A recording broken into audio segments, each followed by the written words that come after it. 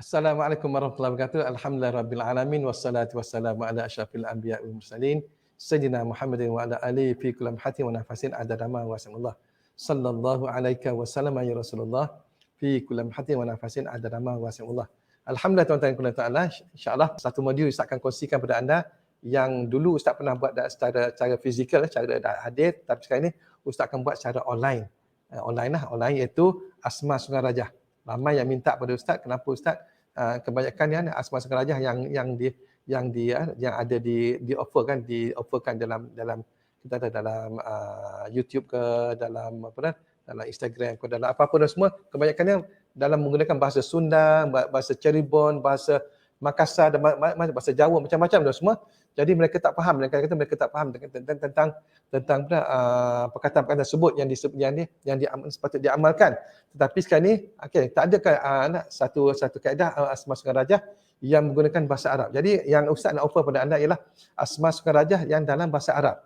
Dalam bahasa Arab yang mana tuan-tuan faham tentang amalan tersebut dalam bahasa Arab dan diterjemahkan dalam bahasa Melayu. Jadi anda sebut pun kalau huruf ha betul, kalau huruf ta betul. Jadi mudah untuk anda faham. Jadi kita amal pun kita tidak ada keraguan dalam kita beramal, insya-Allah. Jadi Asma Sungai Rajah dan semua yang Ustaz akan offer adalah tahap 1.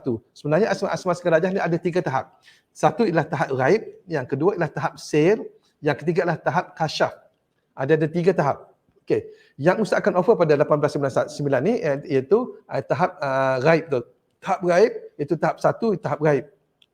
Yang mana tuan semua, Asma Sungai Rajah ni bila anda mengamalkannya, maka dia akan mengaktifkan diri anda dan juga anda dapat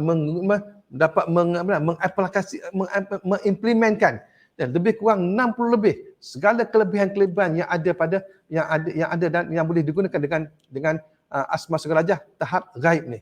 Kalau anda ada tahap sir, anda ada tahap kasyaf, maka lebih menyelah lagi, lebih power lagi. Cuma perbezaan antara tahap tu ini dari sisi kekuatan anda Asma Sungai Rajah tersebut. Jadi kalau anda mengamalkan Asma Sungai Rajah tahap ghaib atau tahap asas ni pun memang dah kuat dan ada 60 lebih kelebihan-kelebihan yang anda boleh gunakan, apatah lagi kalau anda ambil tahap sir dan juga tahap kasyaf. Tapi buat sementara ni Ustaz kita tak keluarkan lagi tahap sir dan tahap kasyaf secara online. Jadi Ustaz nak offer pada anda, nak bagi pada anda, nak kongsi pada anda ni iaitu Asma Sungai Rajah tahap ghaib iaitu tahap 1.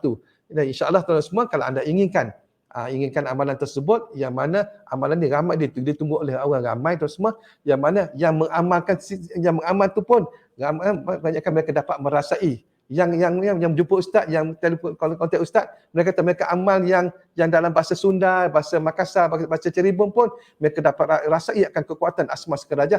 Apatah lagi tuan-tuan semua kalau Asma Sungai Rajah dalam dalam tulisan Arab, dalam bahasa Arab, yang mana kita baca dengan yakin dan kita faham tentang akan terjemahan. Insya-Allah kalau anda inginkan kelebihan Asma Sungai Rajah ni, insya-Allah daftar awal dengan Asma Sungai Rajah tahap ghaib ataupun tahap pertama. Assalamualaikum warahmatullahi wabarakatuh.